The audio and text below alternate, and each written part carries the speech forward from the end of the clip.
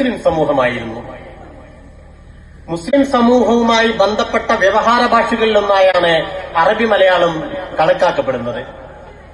അറബി മലയാളത്തിന്റെ സ്വാധീനം എത്ര വലുതാണ് എന്ന് വക്കം അബ്ദുൽ ഖാദർ മൗലവി അദ്ദേഹത്തിന്റെ ഒരു രചനയിൽ പറയുന്നുണ്ട്.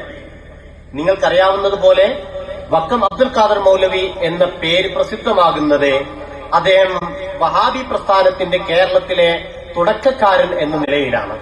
കേരളത്തിലെ വഹാബി പ്രസ്ഥാനത്തിന്റെ തുടക്കക്കാരൻ എന്ന നിലയിലാണ് വക്കം അബ്ദുൽ ഖാദർ മൗലവി ചരിത്രത്തിൽ അറിയപ്പെടുന്നത്.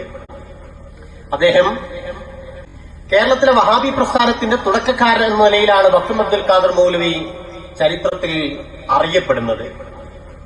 അദ്ദേഹം നടത്തിയിട്ടുള്ള ചില പത്രങ്ങളുണ്ട്. ആ പത്രങ്ങളും പ്രസിദ്ധീകരണങ്ങളും പലതും പരാജയപ്പെട്ടു.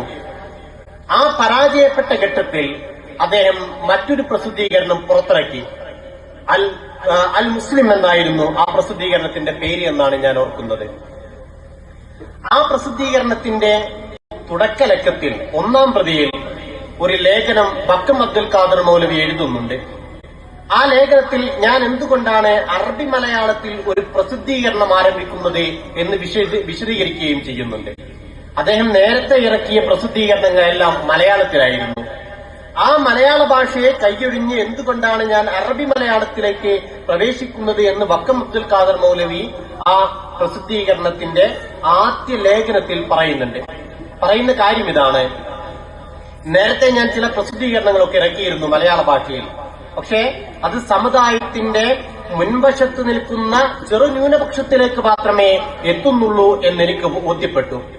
സമുദായത്തിന്റെ മുൻവശത്ത് നിൽക്കുന്ന എന്ന് പറഞ്ഞാൽ സമുദായത്തിലെ സമ്പന്നരായ വളരെ ചെറിയ വിഭാഗം ആളുകളിലേക്ക് മാത്രമേ ആ പ്രസിദ്ധീകരണങ്ങൾ എത്തുന്നുള്ളൂ എന്ന് എനിക്ക് മനസ്സിലായി.